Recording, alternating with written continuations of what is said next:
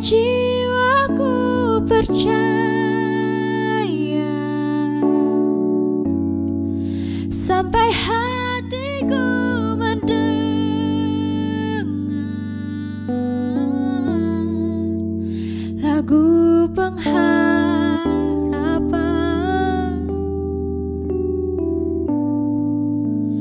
Ku tahu kau sanggup, dan aku tak pernah sendiri. Ku yakin kau mengasihiku,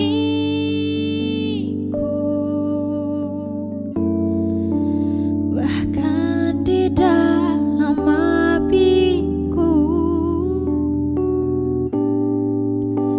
Ku kan menyembahmu.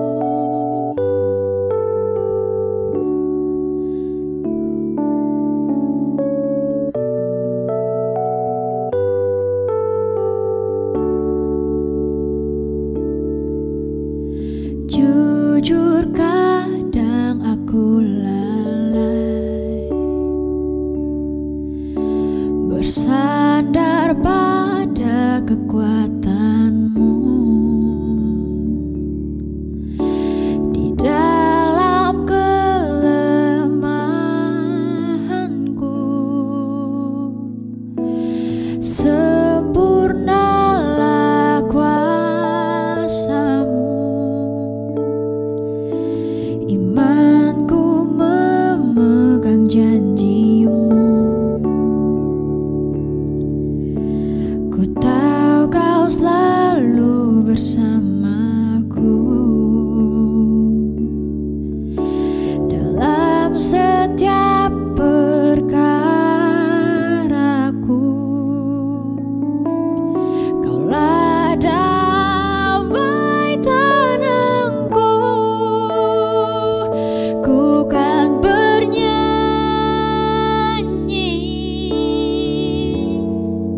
sampai jiwaku percaya,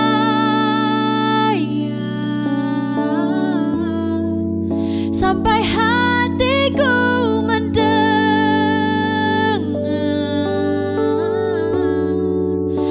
lagu pengharapan.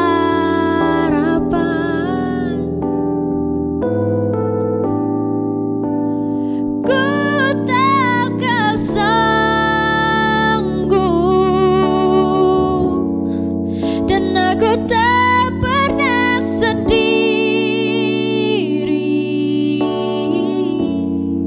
Selalu baik kau di hidupku,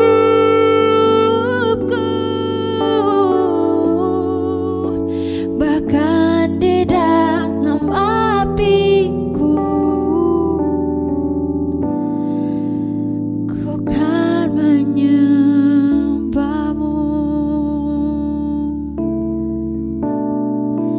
bahkan di dalam apiku. Ku kan menyembahmu.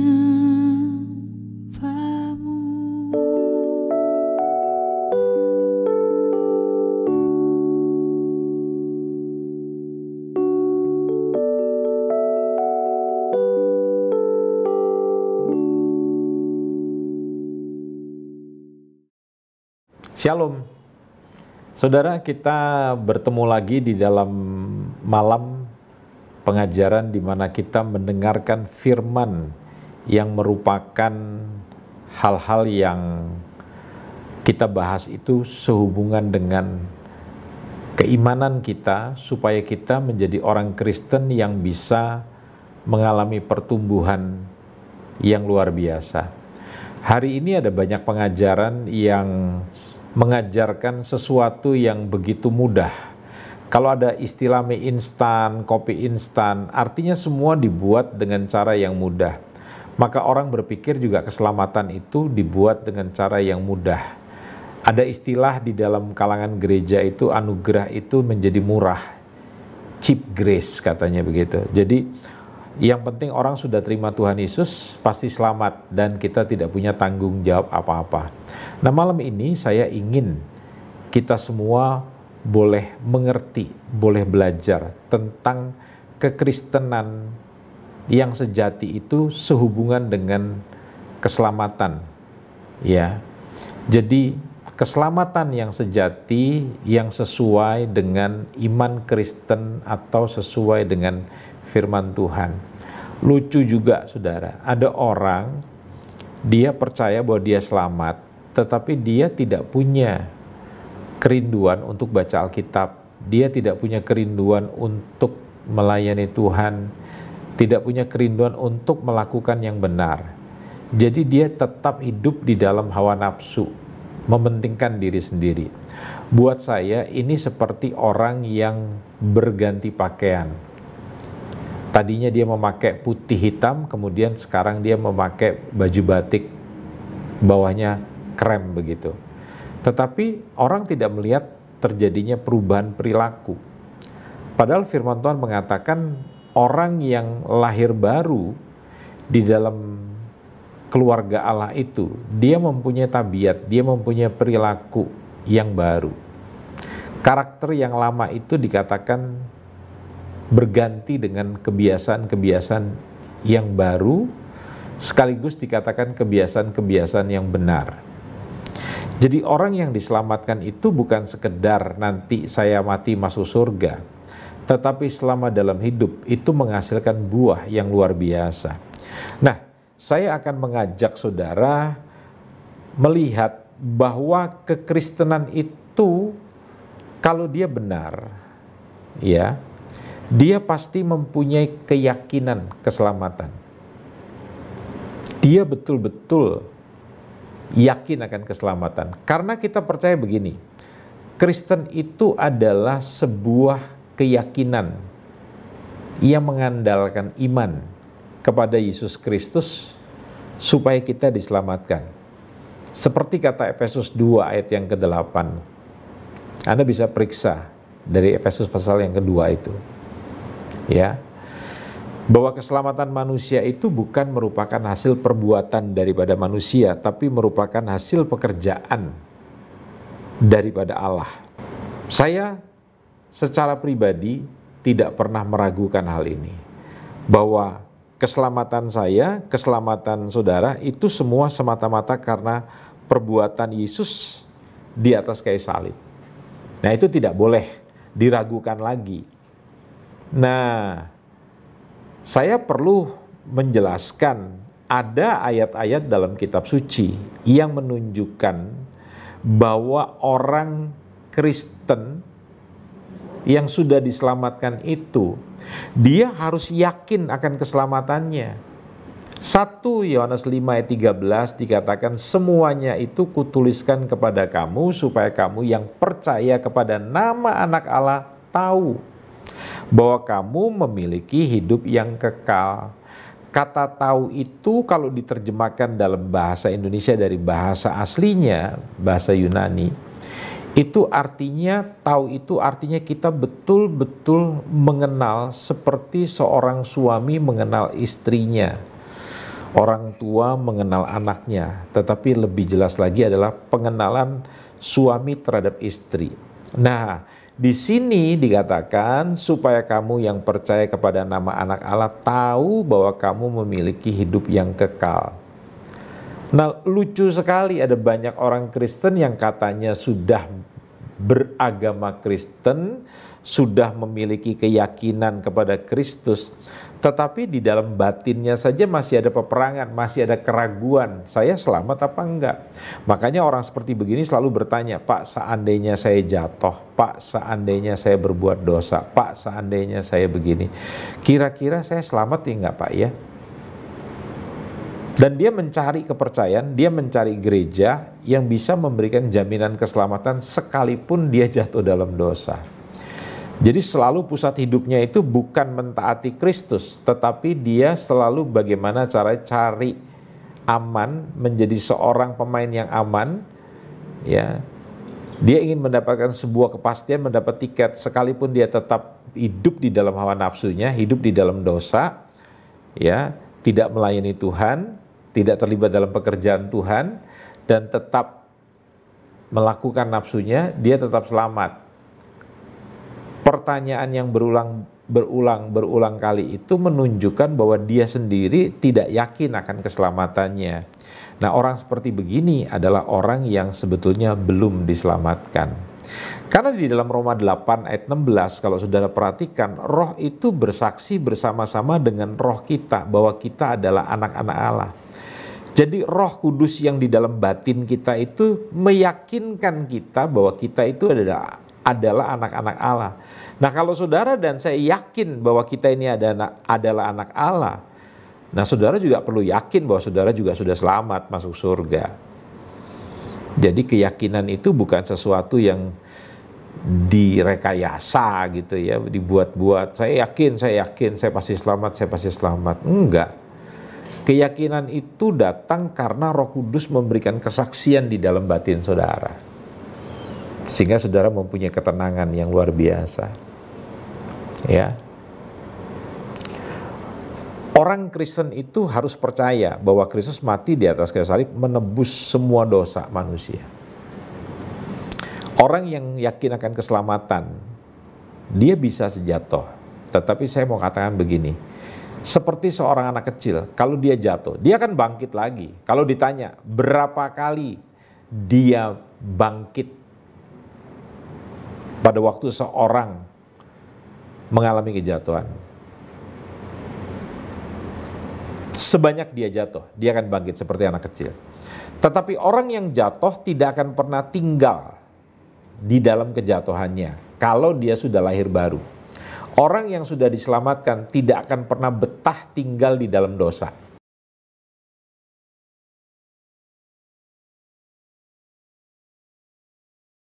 Naomi meninggalkan Bethlehem hanya karena ada krisis, mereka menjadi tidak setia, mereka datang ke Moab. Apa yang terjadi? Mati loh saudara suaminya. Anak-anak laki-lakinya yang 2 orang itu mati. Tinggal mantunya. Tidak punya keturunan. Saya hanya mau ingatkan kepada saudara, jangan pernah menjadi orang Kristen yang gampangan. Hanya gara-gara ada masalah sedikit, saudara meninggalkan Bethlehem. Bethlehem itu adalah rumah roti. Itu rumah persediaan.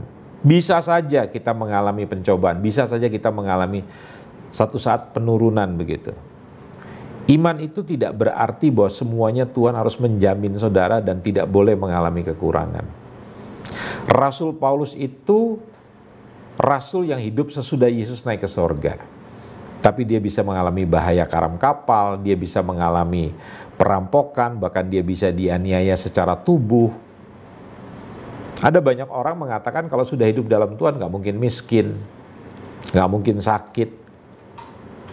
Loh, tidak semua penyakit itu karena dosa loh saudara. Ada sakit karena bakteri, seperti sekarang yang sedang terjadi. Orang sakit itu karena serangan virus corona yang sudah merajalela di seluruh dunia.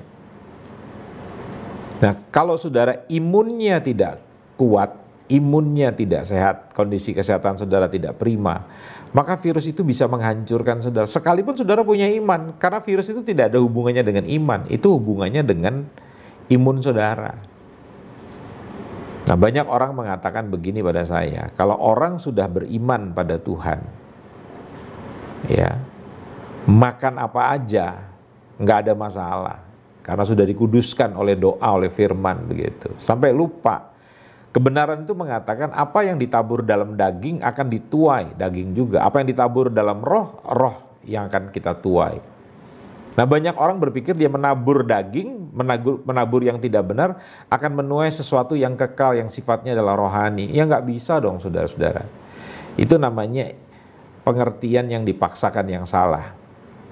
Nah, ini yang saya maksudkan saudara-saudara. Ada banyak orang Kristen pada hari-hari ini mempunyai keimanannya itu hanya mencomot sana-sini, mengambil firman-firman atau pemberitaan-pemberitaan yang menyenangkan telinganya, yang dianggap menyenangkan dirinya.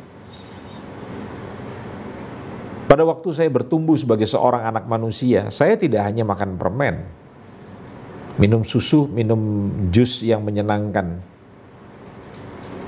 karena manis rasanya, enak begitu. Tapi ibu saya kadang-kala harus memberikan jamu, harus memberikan obat yang rasanya tidak menyenangkan begitu. Makanan-makanan yang tidak semuanya saya suka, misalnya apa, sayuran, buah-buah yang mereka bilang, orang tua saya bilang itu vitamin tinggi, antioksidan, tapi saya nggak suka dengan rasanya. Tapi orang tua memberi semua demi pertumbuhan kita, kebaikan kita. Nah kita juga begitu, kita punya kehendak bebas, saudara-saudara. Seringkali kita dalam kekristenan itu selalu memilih yang mudah. Alkitab mengatakan ada dua jalan menuju, ada dua jalan dalam kehidupan ini. Yang lebar dan yang sempit. Tuhan bilang jangan memilih yang lebar. Nah hari ini ada banyak orang memilih yang lebar. Kenapa? Jalannya mudah, tidak perlu bersinggungan sama orang. Orang tidak perlu mempunyai masalah. Nah mari kita ikutin nasihat Tuhan, carilah jalan yang sempit. Mungkin jalan yang sempit itu membuat kita akhirnya bersinggungan sama orang, kita harus berdesak-desakan. Kehidupan itu tidak mudah, seperti yang sekarang diajarkan oleh banyak pengkhotbah-pengkhotbah yang sebetulnya mencari keuntungan dan maaf menipu kita. Karena kita tidak pernah belajar kebenaran dan mereka juga kebenarannya juga tidak lengkap karena didasari dengan penipuan. Yang penting dapat banyak orang, yang penting dapat banyak pemasukan, dan kita semua dibohongin. Jadilah umat Kristen yang mempelajari firman dengan sungguh-sungguh, saudara-saudara. Kita lanjutkan. Ya.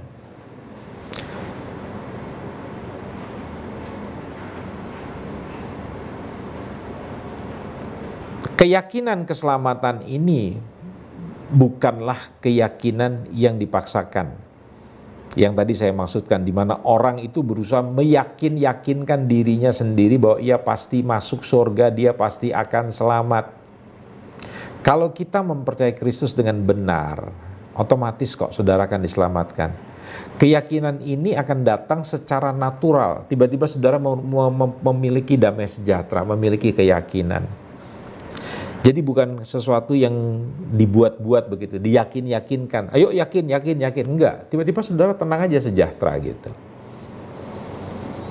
Sama seperti misalnya begini, saya pernah mengalami motor saya dicuri 2 kali. Tidak kembali sampai hari ini. Tapi hati saya itu mempunyai ketenangan, mempunyai hati yang damai gitu. Tidak merasa kehilangan. Itu merupakan penggenapan firman yang mengatakan begini.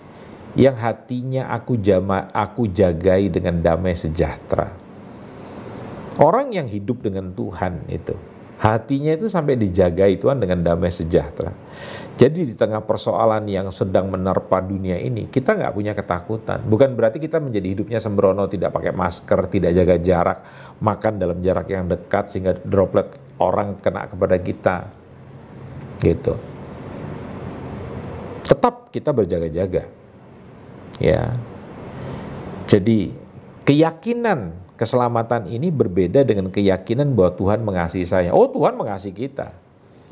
Tapi kalau saudara belum betul-betul lahir baru di dalam Tuhan, saudara tidak akan selamat. Ya, jadi itu ada perbedaan. Tuhan pasti cinta saya. Masa dia ciptakan saya, dia tega sih untuk masuk, kita dibuang masuk neraka. Ini bukan masalah tega atau tidak tega. Orang itu menjadi binasa tidak selamat karena dia memilih jalannya sendiri. Dia tidak menerima tawaran keselamatan dari Tuhan dan dia tetap ngotot bertahan di dalam jalan hidupnya sendiri yang sudah jatuh dalam dosa, yang distimulasi atau selalu dicobai, selalu digoda, selalu diganggu oleh keinginan-keinginan daripada setan, daripada iblis. Dan akhirnya itu memotivasi kita untuk hidup tidak melakukan firman. Ya. Nah, saudara yang dikasihi Tuhan, orang Kristen yang sejati itu kalau dia sudah diselamatkan, dia mempunyai pengertian-pengertian yang benar tentang dasar-dasar kekristenan, dasar-dasar keyakinan atau mempunyai Injil secara benar, pengertian itu dengan cara benar. Anda lihat di dalam Injil Matius 13 ayat 23. Yuk kita buka sama-sama Matius 13 ayat yang ke-23.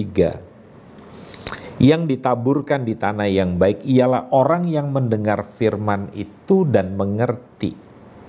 Garis bawahi, orang yang mendengar firman itu dan mengerti. Karena itu ia berbuah.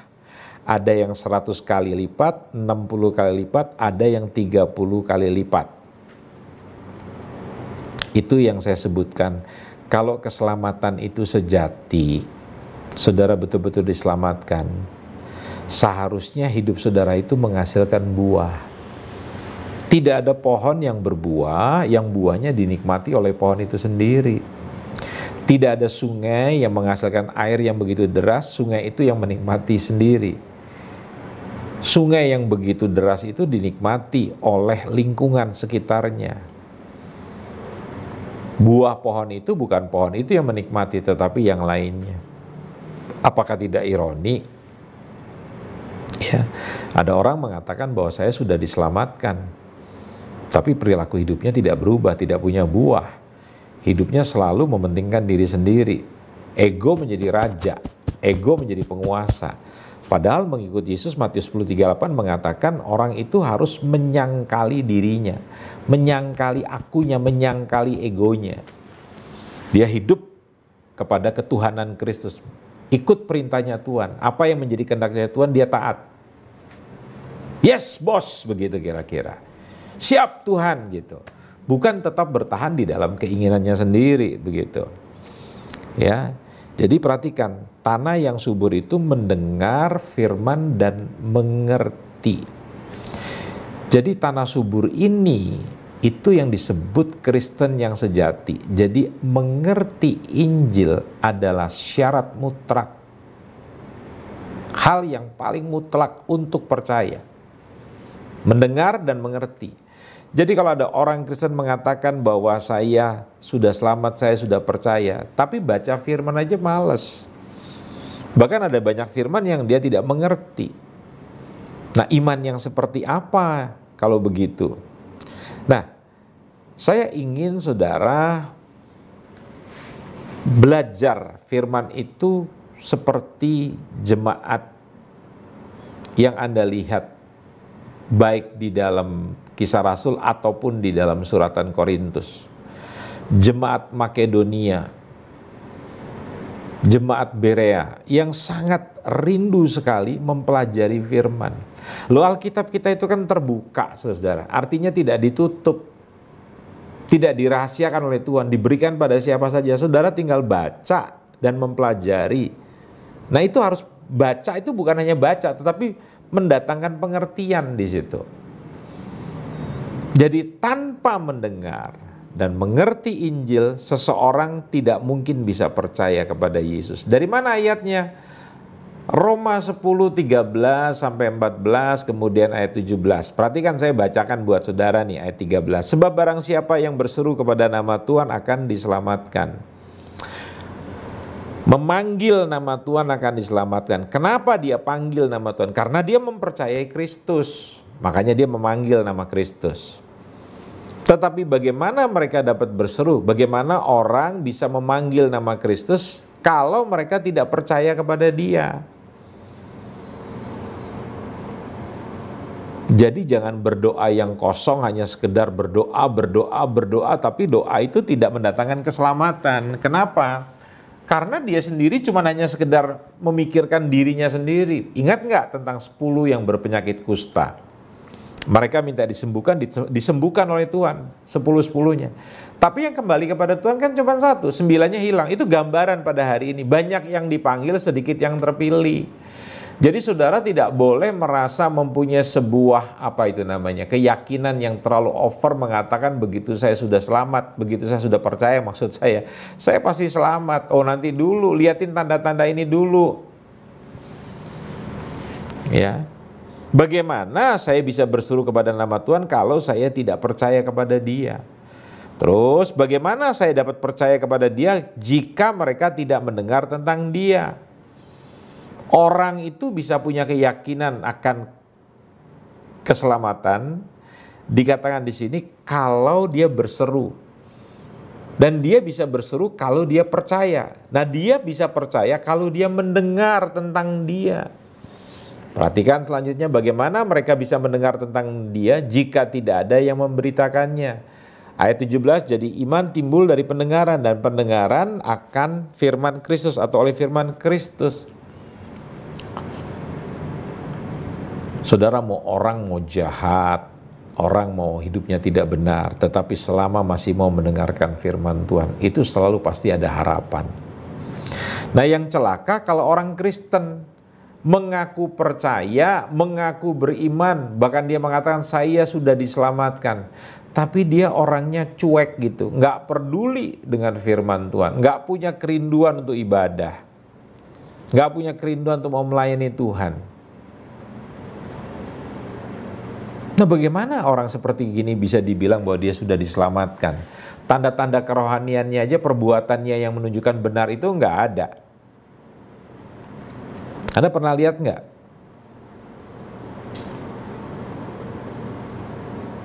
Orang gila. Ya. Perilakunya tuh aneh. Mungkin dia bisa ngomong yang benar gitu loh. Saya tidak gila. Tapi perilakunya orang lihat bahwa dia gila, dia depresi begitu. Jadi perkataan itu dengan perbuatan itu tidak sinkronis, tidak sejalan gitu loh. Saya mengatakan bahwa saya tidak gila, tapi perilaku saya kelihatan gila. Nah, ini akan menambahkan kebingungan begitu. Ya. Nah, saudara, yang lainnya lagi yang saya mau jelaskan adalah apa saja yang termasuk dasar-dasar kekristenan. Apakah karena kita melihat mujizat begitu, melihat perbuatan-perbuatan Tuhan Yesus yang luar biasa? Oh, bukan. Yang membuat saya diselamatkan itu karena pengorbanan darah Kristus dengan iman. Perhatikan Roma 3:25 bagian A. Karena Kristus Yesus telah ditentukan Allah menjadi jalan pendamaian karena iman dalam darahnya. Garis bawahi karena iman dalam darahnya. Roma 5:9, Roma 5 ayat 9. Lebih-lebih karena kita sekarang telah dibenarkan oleh darahnya, kita pasti akan diselamatkan dari murka Allah. Jadi itu saudara. Karena kalau cuma mengharapkan mujizat, tujuannya mujizat saja, begitu banyak orang sudah mengalami mujizat, belum tentu dia akan mengikuti Kristus. Buktinya 10 penyakit kusta itu disembuhkan semuanya, tapi yang kembali cuma 1. Jadi jangan terlalu banggalah dengan tanda-tanda mujizat apa segala macam. Wah, saya mengalami mujizat. Wah, luar biasa di situ. Gerejanya mujizatnya nyata. Tetapi hasilnya itu orang-orang nggak pernah mengalami perubahan. Buahnya nggak ada, nggak pernah mengikuti Kristus.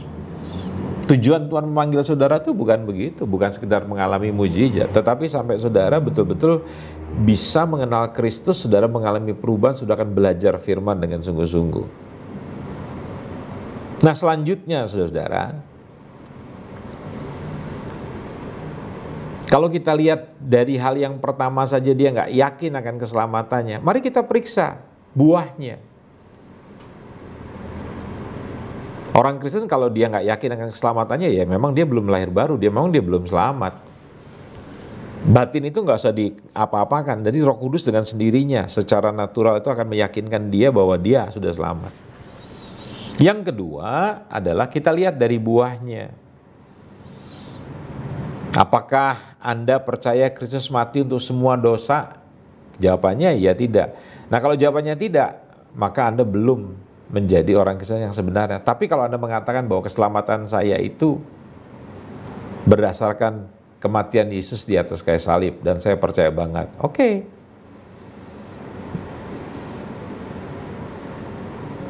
Apakah Anda percaya dengan perbuatan-perbuatan baik Anda akan diselamatkan? Nah, kalau Anda mengatakan bahwa dengan perbuatan baik saya diselamatkan, berarti Anda salah banget begitu. Berarti Anda belum mengenal firman. Saya diselamatkan, saudara diselamatkan, semua karena iman. Semua karena perbuatan, iman kepada perbuatannya Allah yang mengorbankan anaknya Yesus Kristus di atas kayu salib.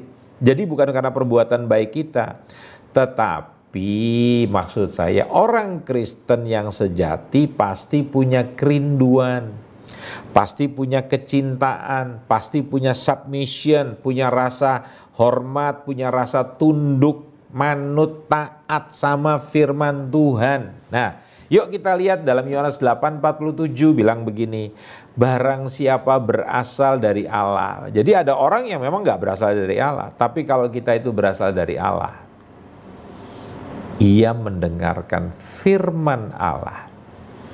Itu sebabnya kamu tidak mendengarkannya, garis bawahi, karena kamu tidak berasal dari Allah. Jangan hanya karena punya jubah keagamaan seperti orang-orang Farisi itu lantas berpikir saya ini keturunan Abraham, saya ini pasti diselamatkan. Loh, ini Yesus bilang kok, kalau kamu berasal dari Allah, pasti kamu dengerin firman. Hanya sekedar tahu firman tapi tidak hidup dalam firman, itu juga masalah, saudara. 1 Korintus 2:14, tetapi manusia duniawi tidak menerima apa yang berasal dari Roh Allah. Kalau Anda hidup di dalam kedagingan, Anda hidup di dalam keduniawian, Anda hidup terus mengembangkan nafsu. Alkitab bilang kamu tidak menerima apa yang berasal dari Roh Allah. Kenapa? Karena hal itu baginya suatu kebodohan. Dia tidak dapat memahaminya sebab hal itu hanya dapat dinilai secara rohani. Jadi dari ayat-ayat ini, saudara-saudara, saya ingin menyimpulkan bahwa orang yang selamat, orang yang betul-betul menerima keselamatan itu adalah orang yang punya tanda. Dia punya kerinduan terhadap firman Tuhan.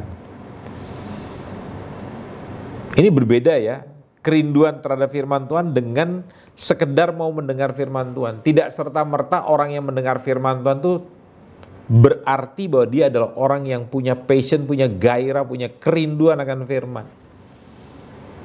Karena dalam Injil Matius 7, Yesus tuh bilang begini, bukannya orang yang berseru kepadaku Tuhan, Tuhan akan selamat. Mungkin mereka bisa membuat argumentasi, loh saya ini sudah melakukan KKR, mujizat terjadi di mana-mana. Banyak orang sakit disembuhkan loh Pak Pendeta. Tapi firman Tuhan bilang di dalam kitab Matius itu, mundurlah kamu, aku gak kenal kamu, hai si pembuat kejahatan.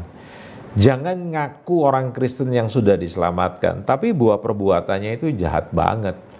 Kerinduan akan firmannya gak ada, gak punya kerinduan belajar firman, kalau khotbah dengar khotbah juga tidur. Apa gak lengkap tuh?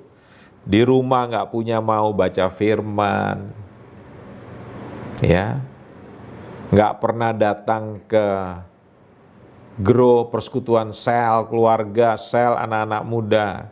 Kalau sekarang mungkin dengan pakai Zoom, nggak pernah hadir. Dia lebih suka main game, dia lebih suka main melihat dunia entertainment di dalam sosmed, di dalam HP kita. Bisa berjam-jam, tapi untuk menghadiri ibadah sel itu, ibadah kecil itu di dalam grow itu, waduh, malas banget gitu loh. Selalu ada alasan, saya mesti ini, saya mesti itu. Tapi kalau melakukan kesenangannya itu nggak perlu ada alasan gitu. Bahkan kalau dia dengar firman itu, yang dia senang itu hanya cerita yang lucu-lucu gitu. Khotbah itu nggak ada bobotnya. Khotbah itu biasanya begini, dia baca buku, si pengkhotbah itu baca buku apa yang bagus, wah itu rasanya itu sangat mengilhami dia, menginspirasi dia. Lantas dia mau bagi sama yang lain, dia cari ayat yang kira-kira mendukung teori dalam buku itu. Jadi tidak pernah mempelajari firman dengan seksama, tidak pernah mempelajari Alkitab dengan seksama. Tapi kira-kira mencomot sana sini yang dianggap enak, nah itu yang dikembangkan begitu. Ya ini khotbah yang tidak ada bobotnya. Dan jangan lupa saudara, Yesus itu waktu dia berkhotbah selama di dalam dunia, murid-muridnya pernah bilang begini, perkataanmu ini terlalu keras. Yesus itu nggak tedeng aling-aling, dia bicara dosa dengan tegas sekali. Dia bilang, kamu kubur yang bersalut kapur. Kamu adalah, waduh, bahasanya itu tidak ada sopan santun. Dia nggak perlu etika yang gimana. Kalau dia lihat ada nggak benar ya jedar dihajar. Gereja sekarang nggak mau begitu, takut nanti jemaatnya lari, persembahan perpuluhannya kurang begitu. Jadi kira-kira dia menjual yang enak-enak untuk mendapatkan keuntungan. Nah ini orang yang bukan cinta Tuhan. Jadi dari cerita ini saya mau katakan orang Kristen yang sungguh-sungguh itu rindu pada firman. Ya. Bisa saja memang situasi kerohanian kita tiba-tiba bisa menjadi mundur. Tetapi kita nggak akan pernah tinggal di situ begitu lama. Kita akan bangkit untuk kembali kepada Tuhan. Itu ciri orang yang sudah selamat, ciri orang yang sudah lahir baru. Ya. Jadi orang yang rindu akan firman Tuhan pasti akan merasakan sukacita dalam hati pada waktu dia mempelajari firman, kemudian dia mendapat pengertian, wow itu luar biasa sekali. Ya, jadi saya ingin katakan saudara, jadilah orang Kristen yang berbuah. Yakobus mengatakan, orang Kristen yang beriman kepada Kristus tetapi tanpa perbuatan, itu artinya imannya mati. Jangan bangga loh bahwa saya punya iman yang luar biasa, tapi ternyata imannya mati. Kenapa? Karena tidak disertai perbuatan. Bahkan Yesus bilang, orang akan memuliakan Bapakmu yang di surga tatkala melihat perbuatan-perbuatan baikmu. Saya ingin tutup pada hari ini saudara-saudara dengan sebuah pesan di dalam Injil Matius 10:38. Dia berkata begini, barang siapa yang mau mengikut aku, dia harus pikul salib. Yesus, dia itu memikul dosa seisi dunia, penderitaan. Dia tidak bersalah tapi dijadikan bersalah. Itu penderitaan, saudara. Nah hari ini tuh nggak tahu kenapa orang Kristen tuh senang begini. Yesus rela jadi miskin supaya kamu jadi kaya. Yang ditangkap itu jadi kayanya aja, janjinya. Tapi mencontoh, meneladani perilakunya Yesus yang sudah mengorbankan nyawanya di atas kayu salib, kita nggak mau. Cukup Yesus yang menderita, kita bagiannya kebahagiaan gitu loh. Loh Tuhan gak ngajarin gitu saudara-saudara. Dia berkata kamu dipanggil bukan hanya untuk percaya, dipanggil bukan hanya untuk selamat punya iman, tetapi kamu dipanggil untuk menderita karena Kristus. Jadi seharusnya orang Kristen itu harus berani menyatakan yang benar. Tidak boleh menjadi orang yang hari ini bersembunyi di rumah karena COVID, takut menginjili orang lain, takut memberitakan kebenaran. Apa yang terjadi pada waktu Yesus memberitakan kebenaran? Waduh, orang-orang meninggalkan dia. Nah kita takut sekali. Banyak gereja pada akhir zaman ini takut sekali kehilangan jemaat tatkala kita menyampaikan kebenaran. Kita nggak berani bicara tentang dosa. Semua bicara tentang motivasi. Wah kamu akan jadi jenderal, kamu akan jadi presiden. Coba bayangkan 50 orang sama-sama mempunyai afirmasi yang sama. Saya pasti jadi presiden, saya pasti jadi presiden. Loh, bagaimana caranya 50 jadi presiden dalam periode yang bersama? Nah, kalau 50 orang, katakanlah bergantian, kalau nggak bagus 5 tahun diganti. Jangan-jangan nanti sampai giliran yang ke berapa, 40 atau giliran ke 30, udah pada mati semua nih. Jadi Anda perlu realistis gitu lah. Jadi jangan sampai berkata bahwa saya pasti menjadi presiden, saya pasti jadi orang hebat. Tapi dalam kenyataannya tidak semanis yang saudara bayangkan. Wah kurang berhalusinasi. Bukan. Tuhan itu memberikan kemampuan pada kita, tetapi dengan batas-batas. Nah kita mesti tahu batas-batas kita di mana. Contoh, dia menciptakan burung gagak. Nggak perlu jadi burung kakatua. Stres tuh burung gagak. Burung kakatua nggak perlu jadi burung nuri, nggak perlu jadi burung merak, stres. Jadilah dirimu sendiri. Jangan mendengarkan khotbah yang tidak mempunyai dasar firman, yang lebih banyak didasari oleh teori-teori motivasi dari buku-buku sekuler, buku-buku filsafat tentang sukses, tentang berhasil, tentang kemenangan. Terus kita diajarkan afirmasi, kamu pasti menang, kamu pasti menang. Lo nggak pernah bertanding, gimana bisa menang? Setiap ada pertandingan Anda lari. Begitu ada lawan, Anda lari.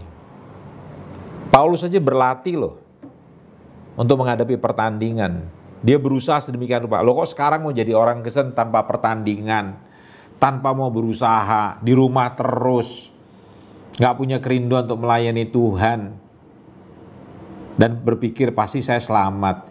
Ini orang Kristen macam apa? Yang yakin akan keselamatan tapi gak punya gairah dengar firman, gairah mempelajari firman, gak punya pengertian, gak punya pengenalan akan Kristus, gak punya kerinduan untuk melayani Tuhan, menolong jiwa-jiwa, melakukan kebaikan. Nah, itu yang tadi saya maksudkan, saudara. Jangan dengarkan teori-teori yang sebetulnya tidak ada dasarnya. Dan kalau Anda berkata, wah kok Pak Andreas ngomongnya keras banget. Loh, firman itu, kebenaran itu kadang-kala pahit begitu. Dokter harus berani mengatakan bahwa Anda kena penyakit kanker stadium 4C. Dan waktu hidup Anda tinggal 3 sampai dengan 6 bulan. Itu kan kebenaran, tapi kan pahit. Dan gak bisa dokter bilang, oh gak apa-apa, gak ada kanker, itu cuman perasaan. Itu kan namanya tidak menyampaikan hal yang benar. Memang pahit menyampaikan kebenaran. Sampai dalam Yohanes 6 itu Anda lihat, banyak orang meninggalkan Yesus, sampai murid-murid saja ditantang sama Yesus. Kamu mau meninggalkan aku? Silakan. Kebenaran itu tidak menyenangkan, saudara. Bahkan pada waktu kita didisiplinkan saja menurut Ibrani itu, tidak enak mendengarnya. Tetapi nanti akibatnya begitu. Nah, orang Kristen zaman sekarang kan gak mau ngalami pencobaan, gak mau ngalami kesukaran. Dia berpikir bahwa pencobaan itu dari iblis. Jadi orang Kristen gak perlu ngalami pencobaan. Sampai lupa di dalam perjanjian lama itu dikatakan bahwa Allah mencobai Abraham. Dia minta anaknya begitu. Jangan saudara pikir bahwa Allah itu tidak akan menguji kita. Ya, saya sekolah saja 6 tahun di SD itu. Mesti menghadapi ujian setiap kuartal. Sekarang itu namanya semester gitu. Ada ujian-ujian juga beberapa hari begitu. Itu tujuannya adalah untuk mengetahui sampai di mana gitu kemampuan saya, penguasaan saya begitu. Sama, Tuhan itu menguji kita itu tujuannya sampai di mana pertumbuhan iman kita. Loh, kita kok tiba-tiba afirmasi, saya pemenang, saya pemenang. Loh, kapan Anda bertanding ya? Saya adalah orang yang setia. Loh, lari dari gereja kok. Tinggalkan keluarga, tinggalkan istri. Bagaimana Anda bisa bilang bahwa pernikahan saya adalah pernikahan yang setia? Kesetiaan itu akan diuji dengan berjalannya waktu. Melalui apa? Kesukaran demi kesukaran. Jadi jangan karena COVID ini Anda menjadi mundur. Ya, inilah bagian daripada pelajaran keselamatan yang sejati. Saya berdoa biarlah Anda menerima hal yang luar biasa dari pelajaran ini. Sampai bertemu pada pelajaran yang akan datang. Tuhan memberkati kita sekalian. Saya mau berdoa buat saudara. Tuhan Yesus, kami tidak ingin jadi orang Kristen yang abal-abal. Hanya karena percaya kami yakin masuk surga, tetapi kami tidak punya kerinduan mempelajari firman, mendengarkan firman, mempunyai pengertian firman yang benar, dan kami tidak menghasilkan buah-buah yang sesuai dengan pertobatan kami. Jangan-jangan kami belum diselamatkan. Itu sebabnya menjadi Kristen bukan sekedar targetnya masuk surga. Menjadi Kristen artinya kami betul-betul mengenal Kristus, mencintai Kristus, mentaati Kristus. Biarlah kami berubah mulai hari ini. Dalam nama Tuhan Yesus, Engkau memberkati setiap orang yang mendengarkan pelajaran ini. Amin. Tuhan memberkati kita sekalian. Shalom.